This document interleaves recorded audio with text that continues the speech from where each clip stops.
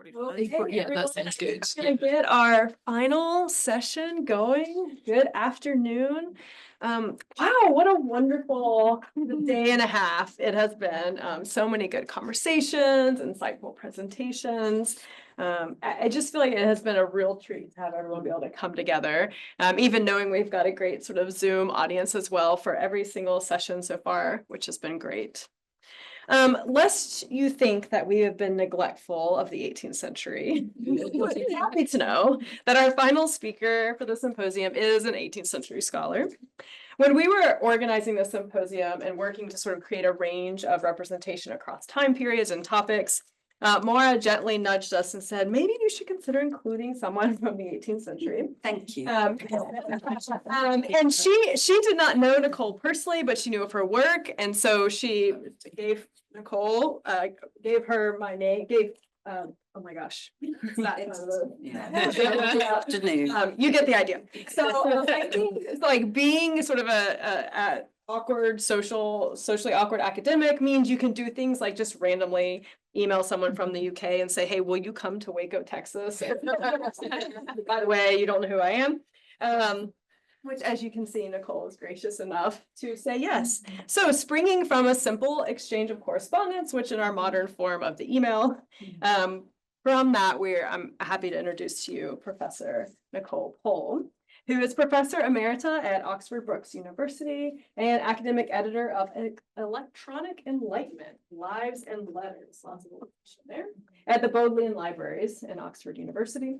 She's also the editor-in-chief of the Elizabeth Montagu Correspondence Online, and she has published the letters of Sarah Scott, as well as published widely on women's social networks across Europe. Her talk today is entitled, An Editor's Duty is Indeed That of Most Danger, Editing the Elizabeth Montagu Correspondence Online. So please join me in welcoming Nicole Pohl. You can see the titles don't match, but hey, it's right. Thank you, first of all, to the organizers, Kristen and everyone, for this amazing 2 days, really, the workshop conversations. We were saying earlier, I've never seen a conference work so smoothly. There are no hiccups, nothing. It's amazing. So thank you so much. This was really a great day, and I'm glad that you emailed. I had to look up where Waco is. So today what I want to do is, does this work? Hooray, it does work. Talk a little bit about, yes, the 18th century. So finally, the 18th century.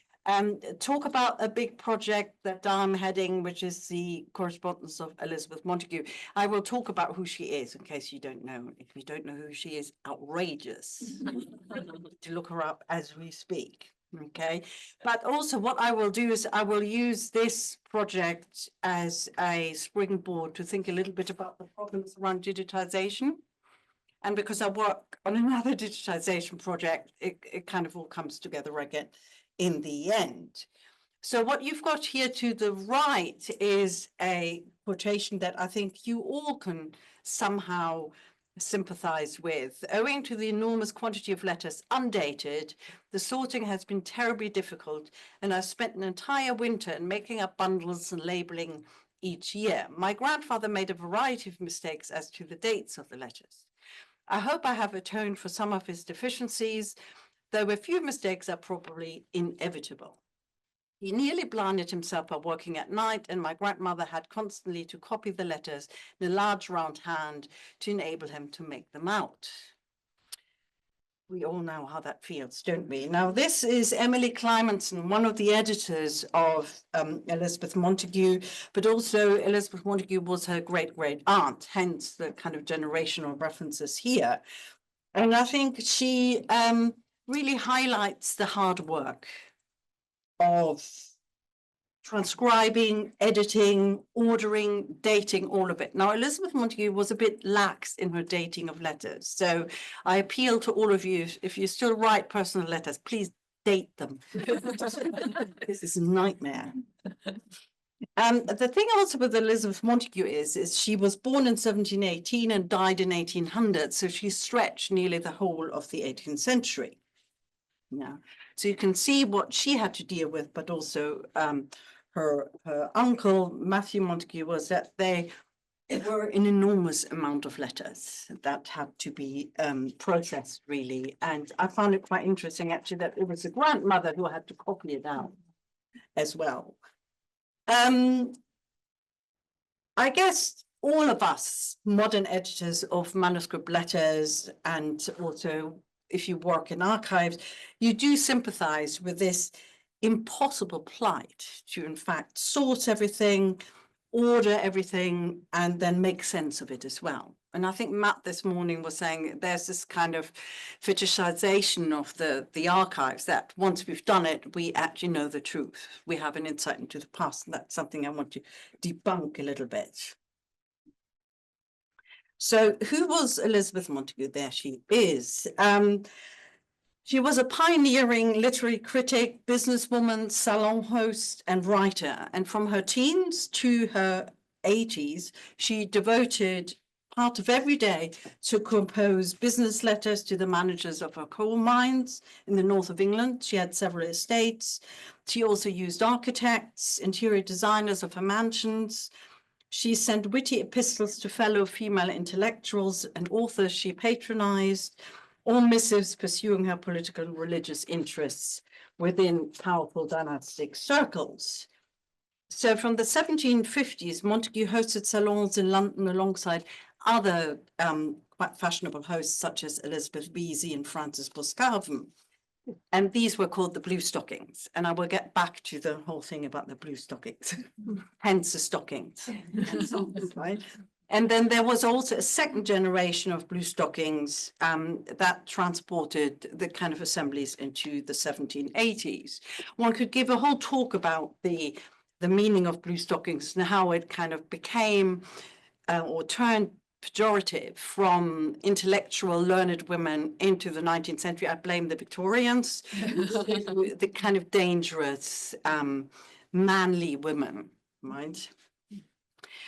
What was really interesting for the 18th century, and this is also where the blue stocking sociability differs from French sociability at the time, is that this was a kind of informal sociability. Men and women met together and built up an intellectual community and potential. Now, I say men and women, we're talking the middling classes and, of course, gentry and aristocracy, right? These differed very much from the traditional card-playing gatherings at times, and it really furthered the intellectual pursuit, polite conversation, but also publishing ventures and philanthropy. Elizabeth Montagu was, unfortunately, I should say, given that I lead this project, prolific in her letter writing. Right? From her teens, as I said, until her 8th, she devoted all this time to write letters. She corresponded with everyone in the English or British Enlightenment, such as Edmund Burke, Gilbert West, David Garriott, Horace Walpole, and I could just go on for hours and hours.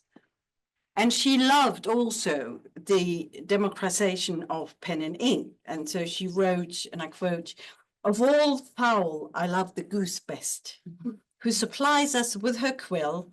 Surely a goose is a godly bird. If its hiss be insignificant, remember that from its sides, so the feathers, the engine is taken with which the laws are registered and history recorded."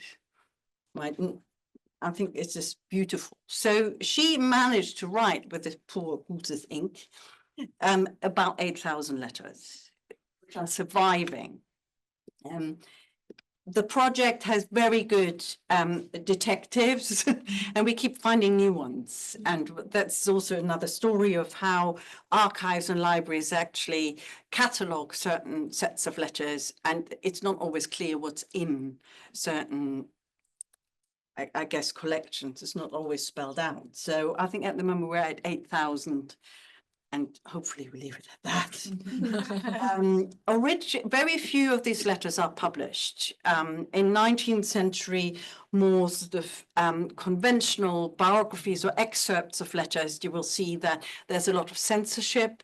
Letters are cut according to the interest of the editor, or are conflated. So if you look at the original, you suddenly see, oh, this is from one letter and this from the other. But in the 19th century edition, it looks like it is one. This is important to note because the blue stockings, certainly in 18th century studies, have been a focus of a lot of scholarship on, you know, early feminism, education and stuff. But actually, most people have drawn on materials that were inaccurate. So what we're trying to do in, oh, I've forgotten to show you. There they are, the other blue stockings, which is Montagu again, Elizabeth Vesey and Francis Boscawen. What we're trying to do in the project is to trace all extant letters by Elizabeth Montagu. This is still ongoing and will be until I'm probably 105, but also, which is the challenge in itself, to marry all the different correspondences located in different archives. Now, the US has quite a lot, but also they're all over the place in England. And then last not least is to develop tools, digital tools, beyond the transcription annotation process to facilitate scholarly research on the materials and also debates around digital resources and methodology. So these are the challenges. So what's an archive? You all know this now. If there are collections of materials pertaining to a particular historical events or groups, they are not, of course, and as we heard this and we all know this, is they are not neutral, not, shall we say, objective collections as such. They can they can contain personal papers like we have in the EMCA and Elizabeth Montagu Correspondence Online, which are mainly manuscript letters. Then they can have letter books, handwritten copies, and also enclosures. And I think we were talking yesterday at the dinner table, sometimes you have references to enclosures such as I enclose a turkey and a bit of fabric and some embroidery. Of course, sadly, not sadly in the case of the turkey, but in the case of the other objects, they're gone. So we don't know where they are. So we know that to create an archive is problematic, and this is exactly what I want to talk about a little bit. Alette Page, who has written a lot on the archive, really underscores the poetics of the archive, reminding us that we are very much privileged to touch reality, but we need, of course, to ask what reality is. So the archive is at the same time physical, but it's also imaginative and it's imaginary as well. Yet it's also closed hermetically. It's all at the same time. So it is in some ways very paradoxical. Paul Voss and Martha Werner remind us that the archive preserves and it reserves, it protects and it also patrols. It regulates and it represses. Ultimately, the history of the archive is on the one hand, the history of conversation, of course, but also the history of loss when we know that something is gone. And we're very aware of that. It gives us mere material traces and specters of lives and memories. So this eigentlich gewesen that Matt this morning reference is problematic. I think it's a specter of lives, nothing else. But it also reminds us of past forms and tools of communication as well that are gone. Derrida stresses that the archival meaning is in advance co-determined by the structure of the archive, meaning that the archive is in fact a political and ideological space. And we've seen that over the last 2 days, but it's also a gendered space and a memorial space. So the way materials and collections are ordered, selected, preserved as well, depend very much on the cultural practices, political and social ideologies, not too different from museum collections, for instance. Or in fact also, and this is something that we only touched upon, I think, briefly, is it's the same process as the establishment of a literary canon. Right? Who was important enough to have their letters preserved? So with the Brownings, there's no discussion about this, but one could go back to the 18th century with laboring poor poetry, for instance, and people were not so keen on this now. So that's something we need to also think about. So in the case of Elizabeth Montagu, we primarily have a collection of manuscript letters and other written documents, not housed in the same physical space. There are some letter books as well, but not many. The main repository is at the Huntington Library in San Marino, paradise, right? Where we find the collected letters that Matthew Montagu, Elizabeth Montagu's executor and adopted nephew, compiled. But there are also some additional letters there, which were eventually sold to the library in 1925. Matthew Montagu, so the nephew, was very much interested in promoting his aunt's reputation as a learned woman, but also as a businesswoman. And he published a selection of her letters in 1813, but they are already heavily edited. And actually, if you go back to the original letters, and I mentioned this earlier, that someone went through with a pen, with ink, not pen, but also with a pair of scissors, clearly. And we think it was him who just went, right, there's certain things that need to leave, right? But Matthew Montagu, then we have Emily Clymenson, who was the quotation from, who was lamenting about the process and the amount of letters that she had. Those two were the two people, the first editors of Montagu's letters, right? And they were, of course, family members, so they had an investment in what would be published, printed, and made available, right? And then after that, subsequent editors continued excerpting, really, and rarely going back to the library. Now, what's really important is, and I'm not sure that we talked about this before, is that Elizabeth Montagu herself was an editor of her own letters. So that's really important. So I'll go back to the origin. And she was very much a curator as well. And she strove to preserve her letters as a collection, authored and received, in fact. So she kept all letters sent to her, and her husband and Edward Montagu also started to spend time ordering them a little bit. Clearly not enough, because Clymenson thought they're in a mess. It was usual in the 18th century, I'm not sure about the 19th century, for letters to be returned to the originator after the recipient's death. So that made it easy for Elizabeth Montagu then to keep all the letters, even from her friends who died. And so what she had is she kept them very carefully, sometimes in letter books, and also copied them at times. So we have copied letters as well. And it was quite an extensive collection, really, when she died. In the absence of technologies of reproduction, so she had some of her friends, but also her sister, help her with copying, and therefore starting her own archive, right? Obviously, she thought so important that one needs to preserve her letters, and she was, I guess.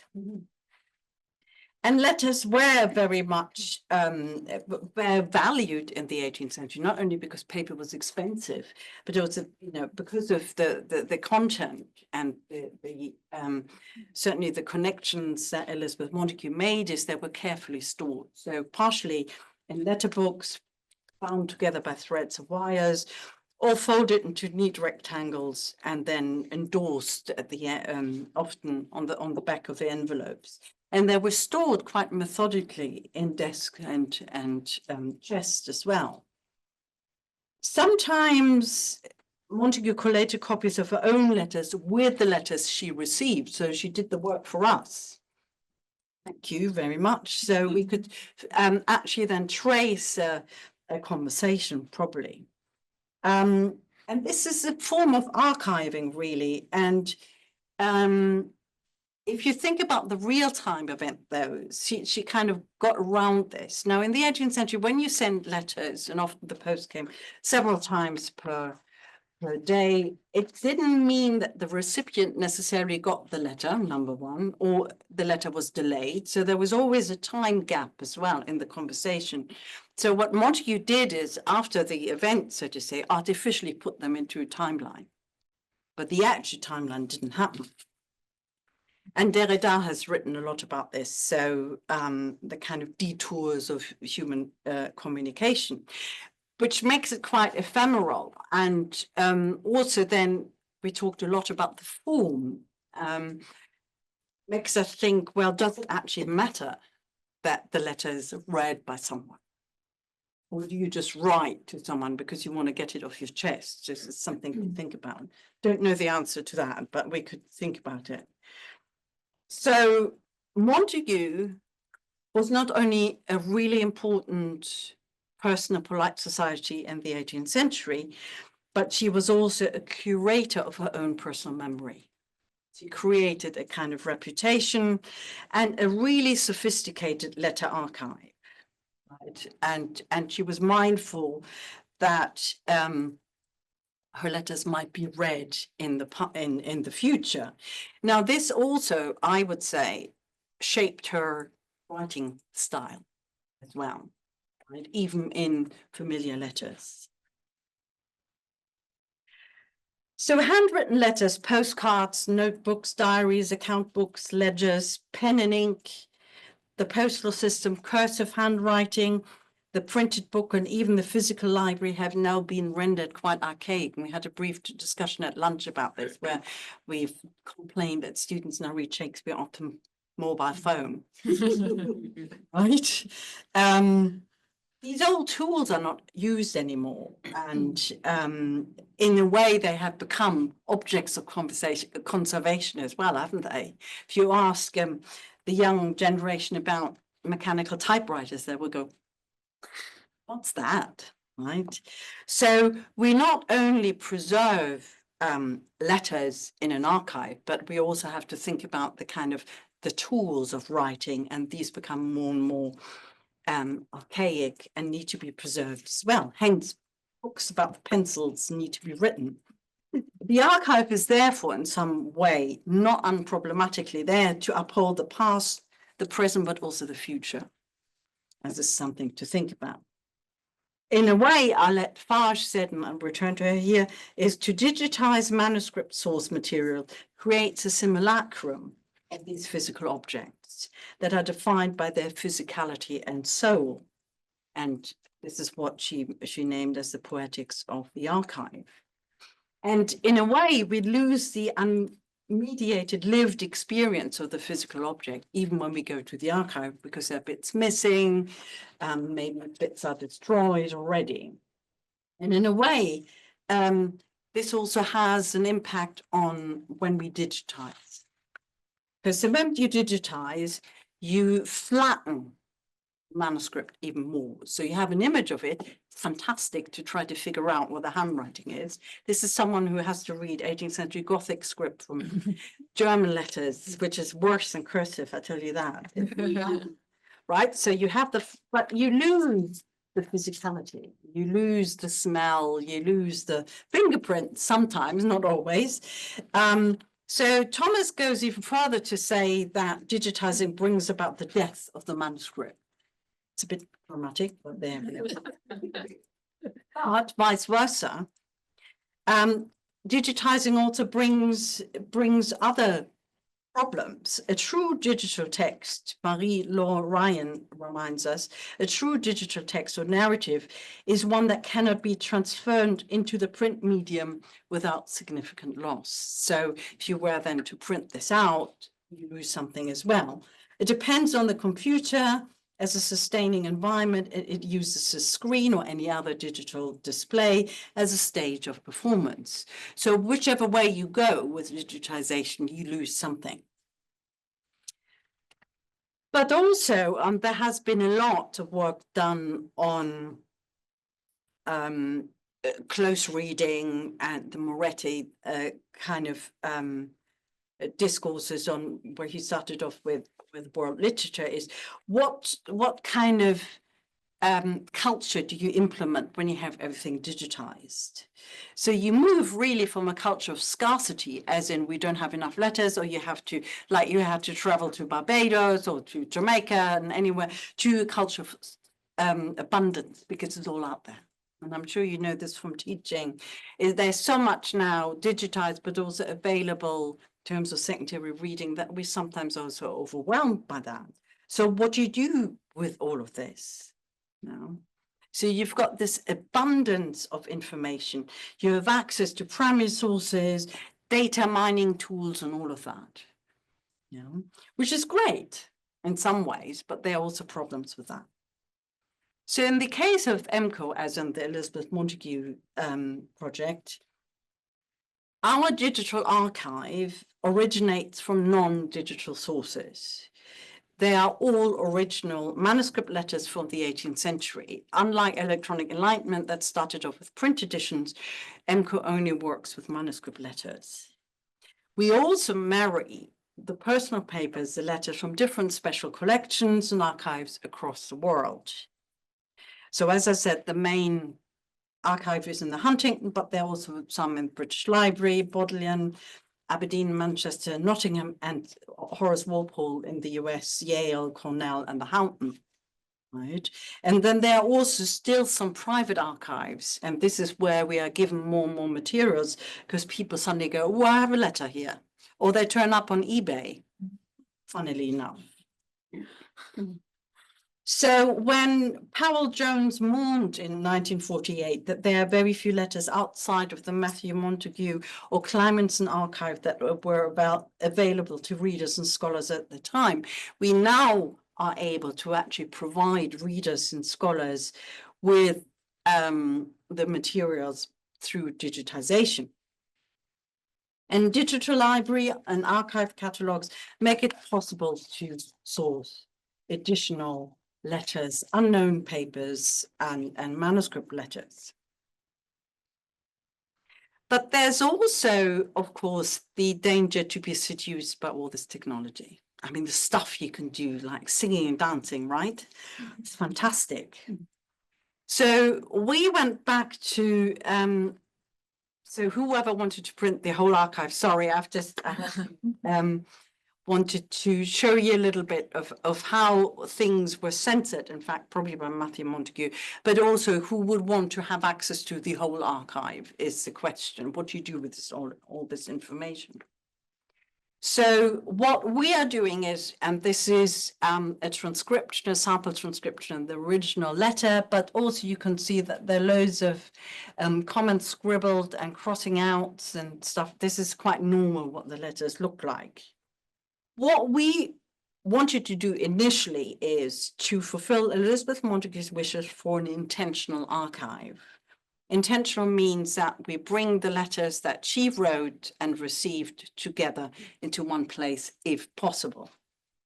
Secondly, and you can see this on the left, and the letter to James Beattie is we will annotate, critically annotate, and publish all extant letters written by Elizabeth Montagu to a range of correspondence. So we're doing this to half the number of letters. It's a matter of time, but also funding, right? So what we decided to do is we order the correspondences by correspondent. So you get sort of little packages or work packages, if you want to, of Montagu's letters. And these were all crucial members of polite society. Then what we also will do is we have done is every section, therefore, has its own critical introduction, maps and biographical section. Images of the original manuscripts will be available side by side if you want to, or if you just want to read the clean text, that's fine as well. So we have quite a layering of the text. The transcription is diplomatic,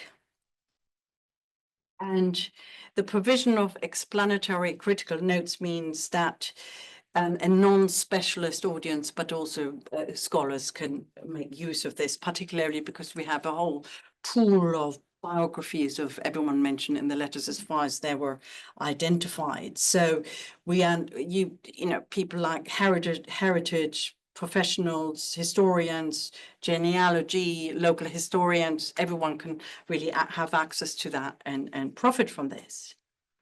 But then thirdly, we also try to develop tools beyond the transcription annotation processes. And I just wanted to mention something as an aside. I don't know if anyone has heard of transcribers. There are AI tools of automatically transcribing handwriting. We started off with Elizabeth Montagu. So we fed the beast, as we called it, bits of the early handwriting, bits of the middle handwriting, bits of the end of her life handwriting to have the letters automatically transcribed. The percentage of perfection that they promised us didn't happen. So it's quicker now to do it ourselves than correcting this. I know that the Jordan papers, for instance, had a slightly different experience with that. We just decided it's not worth it. It's too stressful for everyone involved. So we also try to develop tools, as I said, beyond the transcription annotation. So obviously the digital tool is useful to display the original facsimile if you want to.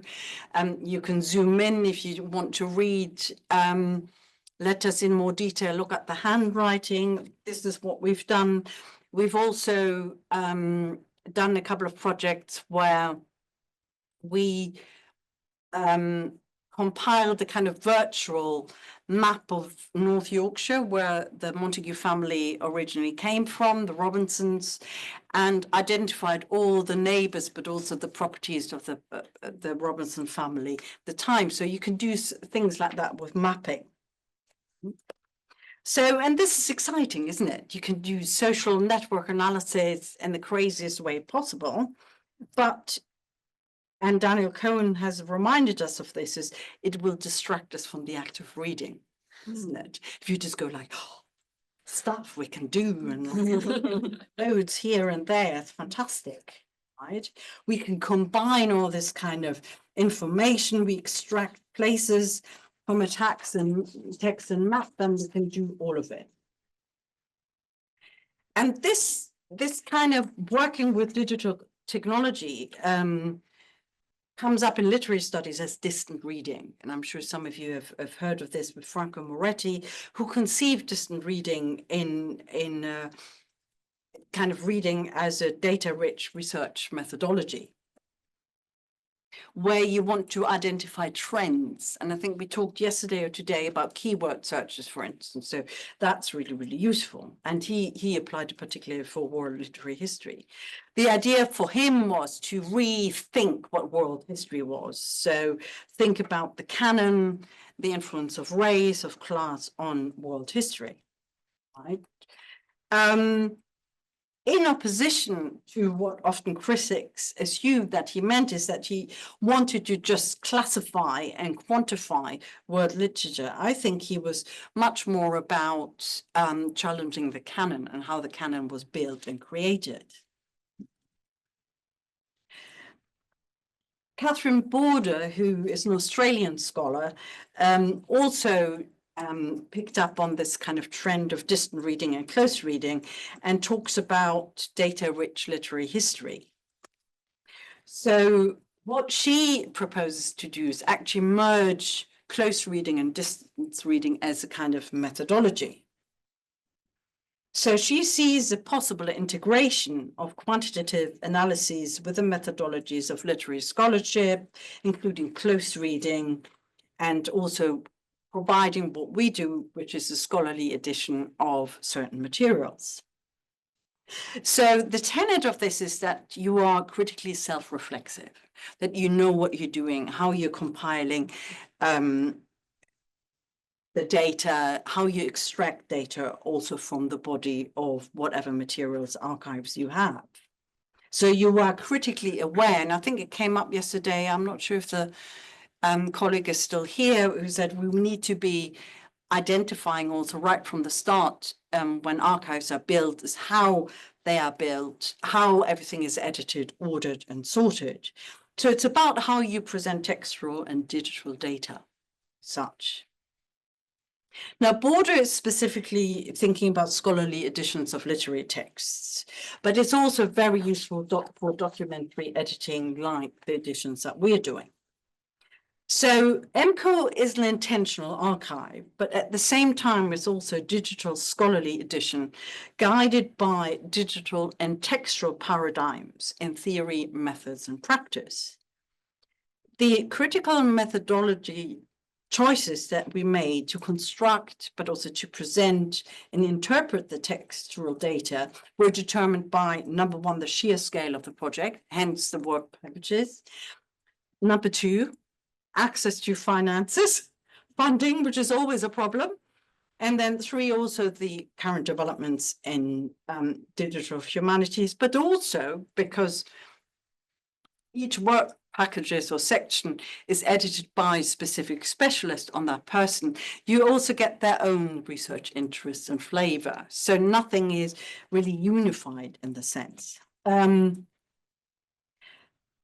annotate, we comment, we discuss, we read, we reread, we close read, we distant read, we revise and debate. And we hope also that the users do the same. That even if they do it on a smaller scale with 1 or 2 letters. In a way, we are very much indebted to Matthew Montagu, Emily Clementson, and all the other previous editors. We are also, of course, indebted to Elizabeth Montagu herself. Whilst it's quite easy to criticize archaic editorial methodologies, we also need to put them into historical perspective and recover what has been erased. As Peter Schillingberg rightly said is, and I quote, each generation seems to hope for the best answer and finds the effort of the older generations to be inadequate. Soon it will be our turn to have failed. So what I wanted to do, just because it's after, you can see some of the, oops, how do I go back? You can see this is a description of a place. I can't do this, can I? Then you can see we use at the moment Google Map as well to pinpoint certain locations. But I wanted to show you one example, and I pass this around, is of how research comes out of the Montagu project and actually embraces the general reader. What has always worried me about the name Blue Stockings is where the blue stocking name comes from. The story is that one of the early visitors came with quite roughly knitted blue stockings, and it was taken as a symbol that the blue stocking sociability was quite relaxed, informal, and all of that, right? And everyone keeps copying the same story as it happens, right? So here I am going, there's something not quite right, because actually the color blue, if you dye the color blue in the 18th century, that was complicated and expensive. So to say he had blue stockings wasn't that he was like not very well off, not that bothered. Actually, the whole narrative doesn't work. So Kate Davies, who's also an 18th century scholar, and I then started working on this project, which is partially a knitting project. Hold up your socks. Which are the Catherine Macaulay socks. Right. And partially also academic essays about fashion in the 18th century, stockings and socks, dyeing methodologies to unpack this idea of blue. Blue would have looked very different. It wouldn't have been bright blue like in an like here. It would have been like a gray, smudgy blue. Who was knitting? Then you come into material culture of Elizabeth Montagu didn't knit. There is a beautiful little quotation in one of her letters where she said, I found this 95-year-old woman who's knitting me 4 pairs of stockings. And I thought, can't you do it yourself? Woman, right? But it's that kind of application also where you use the letters to pass on the knowledge, but involve also the general public. And we had, and Anne was in one of the workshops, we had lots of workshops with lots of very obsessed knitters. So this is just an example. Thank you so much. I went a little bit over. We do still have plenty of time for questions and discussions, though, if you all have some. Riley, just let us know if anyone wants one. Yeah, in the back. Thank you so much for your talk. This was like so special to hear about because I'd always heard of it on like Twitter or Blue Sky. So being able to It works. yeah, that was very. I will pass this on to the Yes. person who does the blue sky on Twitter. But I have to admit, I latched on to something very small that you mentioned in passing at the start of your talk. Because I study theater and performance history, Okay. particularly actresses in the Romantic period. And so when you mentioned David Garrick, I was like, I want to hear more. So I was curious if you knew of any other sort of correspondence in the theater world that Montagu would have written to or received letters from. One of our editors is currently editing the Garrick letters. And she sent me a draft actually before we left, so bear with. And I think there are a couple of other ones in Austin and the library, Harry Ransom, which I will photograph. So again, bear with, email us. But this is the Garrick one. They're not that many, but they were in close contact, but also with his wife. You will find letters there as well. What you have with Montagu is that she referenced quite a lot of performances. And then also the reviews, so that you will find more than, I can't think of any other bigger correspondence packages with other actors, let's say, or theatre directors. So Garrick is it for the time being. So bear with, it won't be that long until we put it up. Thank you.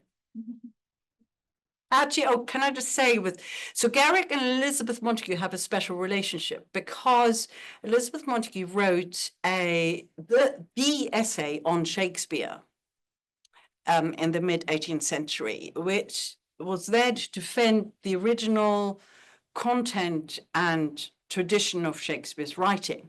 And you like, yeah, and because up to then, performances of Shakespeare often altered the plot. So King Lear became a comedy. How that worked, I'm not quite sure.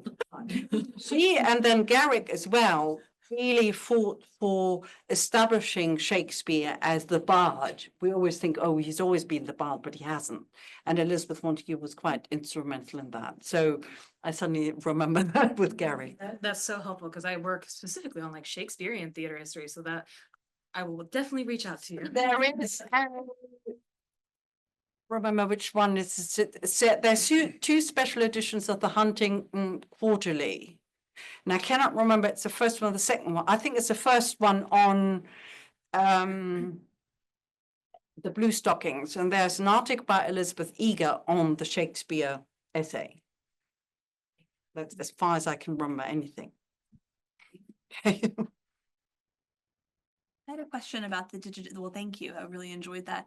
But I loved that the option of viewing the original, as it were, is available. Do you have any kind of data or do you do any kind of tracking to see if folks use that? Yes, we do. Yeah, And I they was do curious about both. that. Yes. Okay. Yeah. Is it possible to show the website? I don't know how to do that. You help me, then I show it to you. Yes, we track the traffic, so Yeah. to say, but also what people are using. Okay, interesting. I wasn't sure if. Yeah, it depends on really what people want. So most people use the keyword search. So we don't have all the letters up, obviously not yet, but I can see. If you, the address. Well, can we do?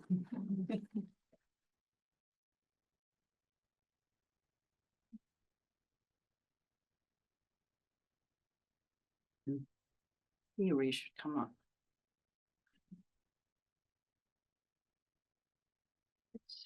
So what would that look like?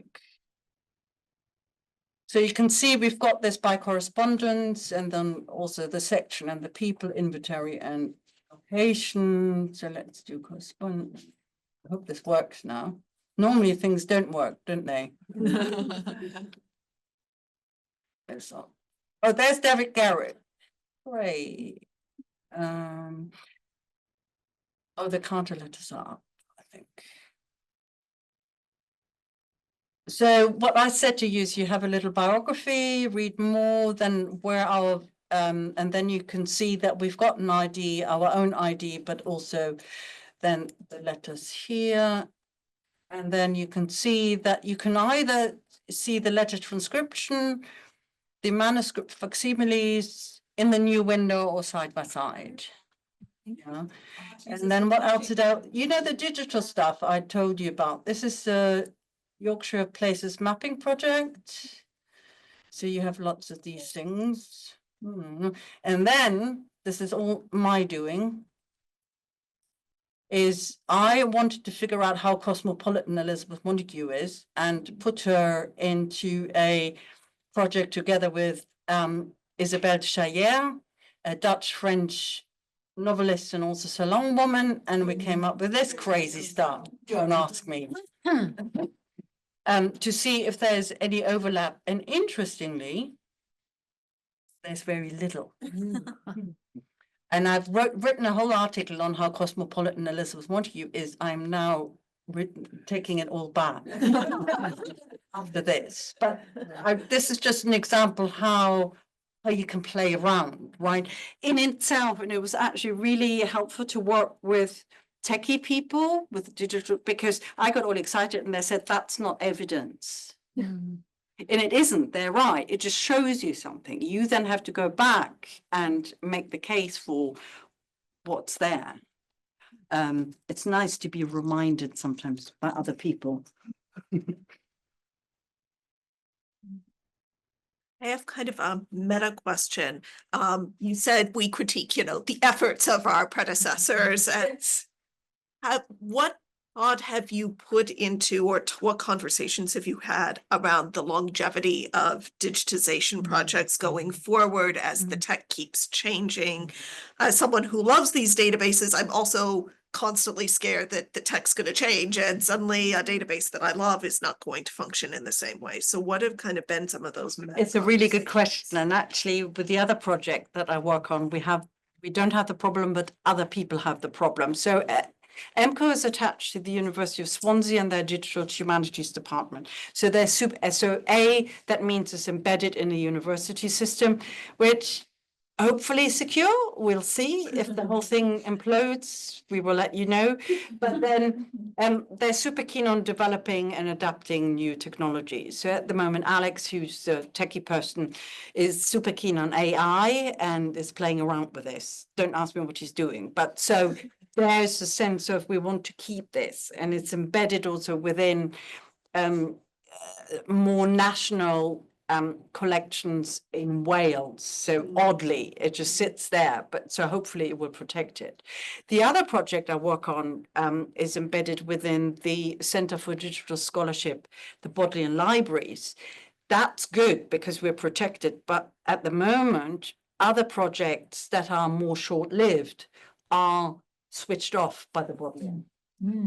Which is a real problem, because I thought, oh, can't we all absorb them? Come to us and we have you, right? But they're not viable anymore. And it's a real issue. And the Bodleian is a big library with lots of resources, but I know of other projects that just sit there and nothing happens. So it's money often and institutional protection. Certainly, I don't know about the US, but if you do grant application in the UK, you have to write up a sustainability report, paragraph, something like this. Yeah. It's the same for the NEH. Okay. It's just, Yes. Yeah. So that you don't just do something and then in, let's say, 10 years it's gone. But it's a problem because with electronic enlightenment, the way it was built is so unique that we can't transfer it onto the Bodleian platform. It's a big headache, not for me, but for the other. I was just gonna add on to that. So I'm the director, I'm currently on leave, of the Digital Humanities Center at Texas A&M, and we wrestle with sustainability all the time. It's a very big issue in the field of digital humanities right now. And nobody has the answer, except that we know that all projects eventually are going to run into some kind of social or technological or financial roadblocks. And there are a lot of things you could read about this. Don't want to dominate conversation about it either, because again, we don't have good answers. but the Endings Project at the University of Victoria has done a lot of work looking at, what are best practices for building digital projects that help to ensure their longevity. And one of the important things is to be able to build them so that you can pull the data out. And there are ways to do that. They have some projects that they have made Endings compliant. So it's a good thing to know about, to look at. And if you're at the beginning of a project, it's kind of easy to build it in certain ways. The difficult thing is when you have a project ongoing and then you're trying to, kind of incorporate it. And the only other thing I would say is replicate your work, however you can. If you're able to have some kind of separate repository for the images, that maybe doesn't use as complicated technology, that part of your data is there. You're writing about it, you're publishing about it, you're telling people what you found. All of those things are ways to preserve the project. So anyway, good thing to think about, and lots of conversations going on about it. It's really helpful. Next week. Yeah, no, it's really helpful. We were talking about this yesterday, weren't we, about how some of these projects come about.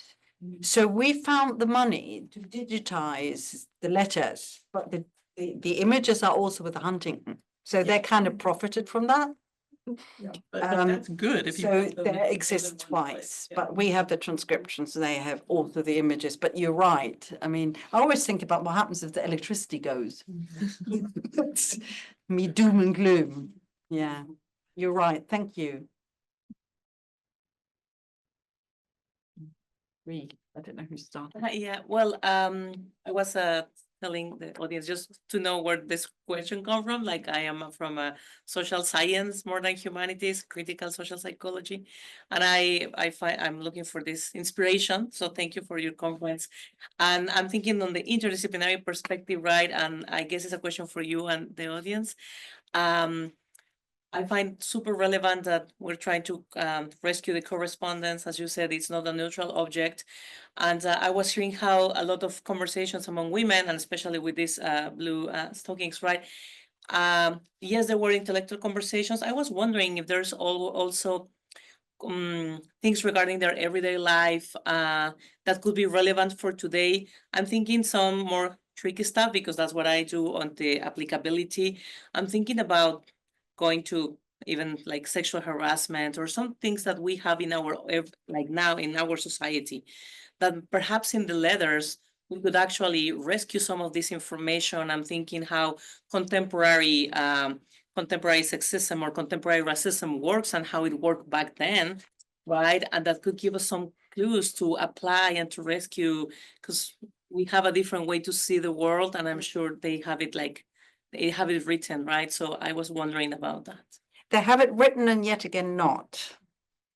Sometimes they were coded. So you have a lot, particularly in the family correspondences, about health. More than you want to know. I don't need to know this, but I clearly do. There are other things where letters disappear. So Elizabeth Montagu had a child and he died in infancy because teething was quite a dangerous process. And in the 18th century, often led to infections and child death. There's a whole year missing in the correspondence between Elizabeth Montagu and her sister. So I guess sometimes when there were crises or really important issues, you don't necessarily have the letter. We don't, or the letters, I should say. She mentions slavery and she mentions the French Revolution. So you have political events mentioned, sexual harassment, things like this, can't think of. You can by inference really think about the laboring poor, the staff that she had, but this is an aristocratic woman.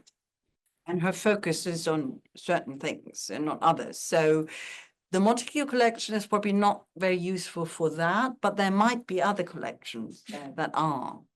I'm thinking that even in those aristocratic circles, Yeah. some things were happening as well, right? Like from cheating, like the gossip. Right? Yeah. And it's interesting about the gossip. So there are two, have we got time for gossip? Go for it. Yeah. Oh, yeah.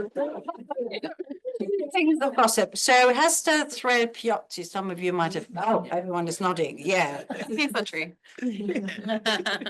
She married a much younger man called Piozzi, and he was Italian, foreign. I mean, that. so it's quite interesting. So in the correspondence between, I particularly worked on Sarah Scott, so the sister of Elizabeth Montagu, they were like bitching, if I can say this, about, oh my God, he's much younger and we know why, wink, wink. She wanted to have sexual pleasure, and it's not spelled out, but it's obvious. But it was quite, what comes out is that there is also, of course, a sense of decorum. So they just couldn't say good for her and she's so much happier. There was very much also censorship within women of that rank. The other one is always about that the fishwives in France during the French Revolution, they dared to petition for their rights. You know, these were women who were conservative with a small c. They were not revolutionary. So gossip comes out. Same-sex relationships were mentioned, but you have to know quite a lot about these women before you understand what they were talking about. Yeah, right. So it's all a bit guarded, and they were trying to, I think the Blue Stockings, because they were intellectual women, still tried to fit into 18th century society. They weren't radical, they weren't revolutionary, they weren't the Wollstonecraft song. They were, Wollstonecraft was like, Yeah. incarnate. So that's also something you need to understand. I always wanted them to be really radical, and they weren't. I'm like, okay then. What can you do? We are who we are. But it's a good question. I just was going to tell you, there actually is a pencil museum in Keswick. Is that the one? That's the one. Yeah. Yeah, I've got it. We've got a camper van. This will be the camper van. I almost went, but I went to the museum instead. It's a different museum, It's a sorry. giant pencil. Yeah, That's the- exactly. yeah. What, pencils? Pencil. It's a good pencil. Yeah, I do. That sounds weird. I wanted to pick up the conversation that you started with my paper talking about the fetishization of the archival, and I loved what you said about the kind of fiction that we know something about the past when we're finished with our work, and I love that, and that sounds true to me. But then I'm wondering, so what do we know then? Mm. You know what I'm saying? Like like we clearly know about bitchiness, which is a really great thing to know about. But I mean, but no, like I'm really interested in that epistemological question of what is it that we know? I guess because I'm not a historian. Yeah. I would go, well, there's only so much you know, so you can infer, but then I'm mindful also of, and we talked about this, what you want people to be. Right, they're not radical, so that took me a while to accept. So I think if you understand that, and we talked about this earlier, is that letters are also guarded vehicles of communication. They're sometimes censored or self-centered vehicles of communication that are public, private, somewhere in between. Once you understand all of this, that they have to be placed within a historical context as well, and probably also a geographical one. Once you know all of that, I think you can extract some things. And I don't mean the French Revolution started then and ended then, but more how did, in the case of the Blue Stockings, women negotiate being intellectual, extremely rich, and she wore lots of bling diamonds and all of that, but also had coal mines. So she was a very savvy businesswoman. How did she negotiate that? And with all this, I know how to manage a coal mine and all of that, she still felt she had to conform to some kind of decorum, for the lack of a better word at the moment. And that comes out in the letters, whereas if you have someone like Anne Lister, for instance, who also had coal mines, Gentleman Jack and all that, I wanted Gentleman Montagu somehow on television, right? She negotiated this very differently, the kind of conformity or non-conformity, right? But she wasn't at the center of polite society, whereas Montagu was. That was so not an answer to your question, was it? No, but it was great. And it was. Yeah. You got some? No, this is actually a question from me, if that's okay. So far, none in Embodying two personas, but my question for you is, you talked a little bit about the connection between correspondence and archival work and you called the reading public, and we've been, holding the product of something like that in our hands. I wonder if you could talk about either in this collection of Elizabeth Montagu's correspondence or just sort of generally with archives and letters, what the potential for public humanities might look like in that space, about how do we broach that gap between critical scholarship and, as you say, the reading public. Well, hence the book. So but that's very hands-on, crazy knitter community, as we figured out in the end. All right. Happy to call that myself. The Montagu project is open access, right? So anyone can draw on this, and a lot of people do draw on it. So there were some little performances by a small community feminist project in Hackney in East London, for instance. They drew on the letters, so people use it.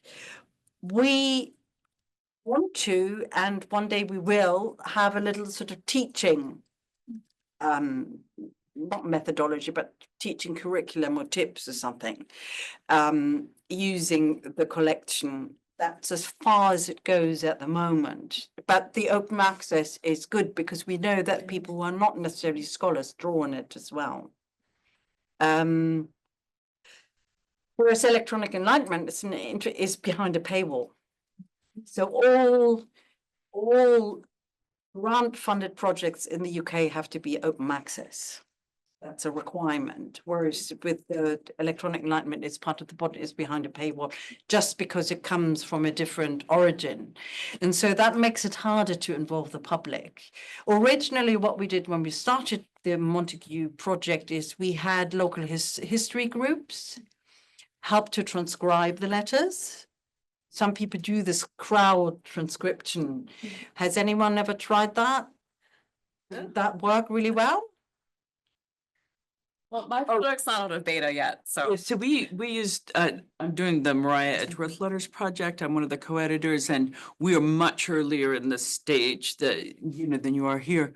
But we did use Zooniverse for the crowdsourced transcription. Yes. And it took us a year and a half to build the site. So it's not we did an NEH Institute but then what you don't get, finished product. And we had over 800 people transcribing. Wow. Yeah, and then we had a number of repeat people who had been librarians, who had worked in public records, who were retired professors, and people who just got really engaged. And our talk boards were amazing. People started annotating things in the talk boards, and it was a really good experience. We're about to launch phase 2 next week with the other symposium, but it's not, it gets you a launch, but boy, there's a lot of work at that point. So what we're still doing, we have some graduate students here who have worked on the project, and then the editors are going through, after everything's coded, we're going back through again, and just that review process. So we've got a little over, I think, 240 letters right now, but still doing the final review on those. So it's a isn't it? yeah. I mean, what we do is, which is not for the public, I guess, is we have internships for students, so that these can be virtual. Well, any students who want to do that, apply, because we give you little projects and then to transcribe, edit, and then the proofreading. And it is great, and it gives students the skills, but it's a lot of correction work. And it's just because with experience, you do it faster and better and quicker and all of that kind of stuff. But we have shied away from this. I know that the Humphrey Davy projects use that, don't they? Yes. We've shied away because we're a small team. Can't do it.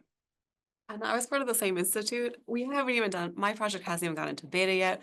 We're hoping to transcribe gravestones. Okay, Yeah.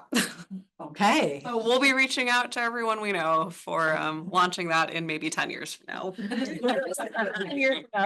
That Find a Grave website where some of it's sort of been done and it seems to be not academic, No. right? Yeah. So we definitely have for sure have a public audience, maybe even more so than an academic audience. But that's like the next lifetime career Okay. research project, maybe. I just had a quick question, sort of thinking about building an archive like this, how much did you sort of think about the ways in which it could talk to other archives, right?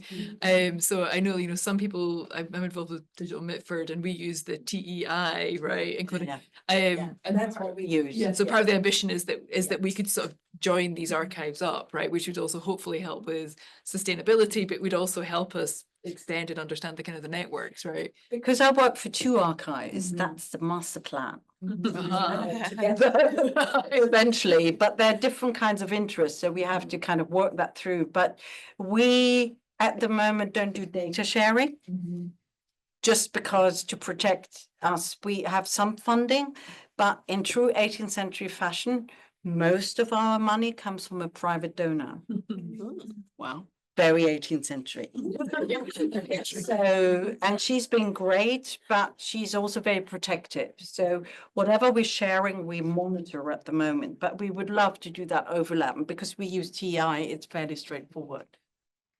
Yeah. Can I ask a really practical question? I was so fascinated that you said that, you know, you'll find letters on eBay. So do you have someone who's like monitoring? You do, yeah. Well, not us, but Joanna, who finances us, she's always on eBay. She buys like weird things and suddenly goes, oh, look, I found another letter. And you think, ow. Yeah, but they pop up in the weirdest places. Just typing that in every so often and Probably, as you do, maybe, I don't know. But what's also, yeah. once you're visible, and I think we are fairly visible now, people contact us and not say, do you want to buy a letter for £10,000? That won't happen. But more, we have one letter here amongst a set of other documents. Do you want the photograph? So that is, you're dependent on other people. So coming back with a public audience, maybe not, but we're networked and we hope to be networked more than. We also help out. So there's a separate Hannah More project, for instance, now relocated to the University of Bristol. And so we exchange things happily because we're talking a bit about the state of the humanities in Britain. The main person had been made redundant from her institution, so the whole project had to move to the University of Bristol. And we were thinking in between where we could hold it for a while until she finds a new place for it. So that is also possible. But thank God you found another home. I know. Anyway. Any last questions before we, yeah, Olivia. I was just going to ask pragmatic things. When this was sort of found to be a project worth supporting, what was the brief for the project? You want to know that story? I do. Okay, it was Elizabeth Eger who works on the Blue Stockings, is writing a biography on, and then it was Caroline Franklin, myself, found ourselves in Glasgow a long time ago at a conference about correspondences. And Caroline Franklin said, wouldn't it be great? I said, you're insane. Elizabeth Eger went, maybe. Then we applied for it wasn't the British Academy, it was the HRC grant for sort of like a small project grant. And we thought we'd try that and we won't get it anyway, and then it's fine, it's out of our system. Sadly, we got it. You go, oh, I still remember we sat in the pub going, we did now. And the reason why I was so skeptical is because it took me about 12 years to edit 500 letters for Sarah Scott. I had a full-time job and all, you know, it takes a long time. So I was the one who went, no, this is a really good idea. And then it just grew from there. But then money came in. We had a problem with money. We applied for all the funding. We got little bits, but not enough until suddenly this donor popped up and went, refinance it. And then this is how it started. And then we really thought about the methodology, the kind of brief, how do we present the site? What packages I mentioned, because I came from a print edition. At the beginning, I was all a stickler for diplomatic transcription and stuff, but you have the images, so I had to tone it down. We had all these debates around little things and big things, really. And we were lucky that we could house the project with Swansea, so otherwise it would have been a problem. So sometimes things happen. Yeah. And you suddenly go, oh, now we have to finish it. Well, we are glad that you got that grant. Would you all join me in thanking? Stop knitting. Yeah, Porter has a few things to say to us all before we. Since you put them in just. So I just want to thank everyone who's in this room, everyone who's online for joining us for this last 2 days. I'd like to thank our speakers. I am very grateful that I've had this chance to meet you and learn from you. And I hope we will be able to sort of continue these conversations. I also, just as a practical matter, would like to ask our speakers if they'll just stick around in the Cox reception hall when we're finished, so we can make sure that we get you where you need to go next. Okay. I'd also like to let everyone know that we intend to send out a survey. Okay, in a couple weeks maybe, because we'd like to get a sense from you all about what issues around letters did we maybe not address in this symposium? What might you like to learn more about? Might you like to be involved in sort of some next steps to continue these kinds of conversations in the future? So be on the lookout for that. Also, Dr. Pohl's presentation was a beautiful bridge into part 2 of this symposium that's going to take place at Texas A&M on February 14th and 15th. So to close us out, I would like to invite Dr. Maura Ives and Dr. Susan Eganoff from Texas A&M to share a little bit about next week's symposium.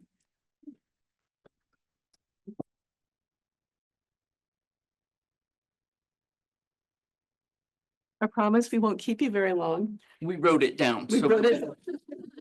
But I have to say, this has been just such a wonderful experience and such a wonderful collaboration for us with everyone here at Baylor. We're so thankful and appreciative. So next week, on the 14th and 15th, the second part, the companion symposium to Cultures of Correspondence, is going to happen at our university, Texas A&M. And it's not just going to be in person, it will also be online. So we're going to be continuing some of the conversations that have begun here. We're going to talk about the role of letters in contemporary scholarship. We're going to discuss and demonstrate some tools for digital editing. That's kind of a sub-theme for us. We're also going to talk about some nuts and bolts of editing. So we're going to talk about editing fundamentals, editing ethics, and also archival discoveries. We have a panel on that. I'm going to hand this off to Susan to talk about what else we're doing. Okay, so we know sequels are usually a letdown. We're going to try. So we will do a transcribe-a-thon. We're gonna do some Edgeworth letters on Zooniverse. That can be done in person, or we'll have, you can be online doing that with us. We won't be able to feed you if you're online, but we're doing that on Friday evening. It's the big Valentine's Day treat. And so also part two, and this is exactly what Jennifer was saying, Nicole has provided this lovely bridge. We're complementing what we've talked about here with a little bit more work in the 18th century. We'll continue in early 19th century. And then we will be adding a little bit more from people who work in American studies. And so we'll continue with British, but also have American studies. And importantly, you might have seen it already. There's a link at the bottom of Baylor's page to the A&M site. So you can easily pop over there and see about our featured speakers and roundtables. Online registration is open through the 10th. So that's Monday, I think. Is that right? Yeah. And so if you register after that, we'll try very hard to get you the links, but we don't promise. And if you are here and would like, a trek through America's farmland and you want to come in person, please join us.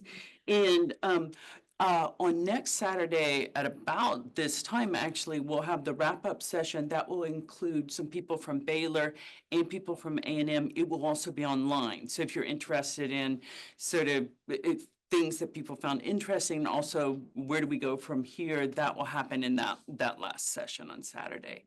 And a big thank you to all of you. It's just been wonderful.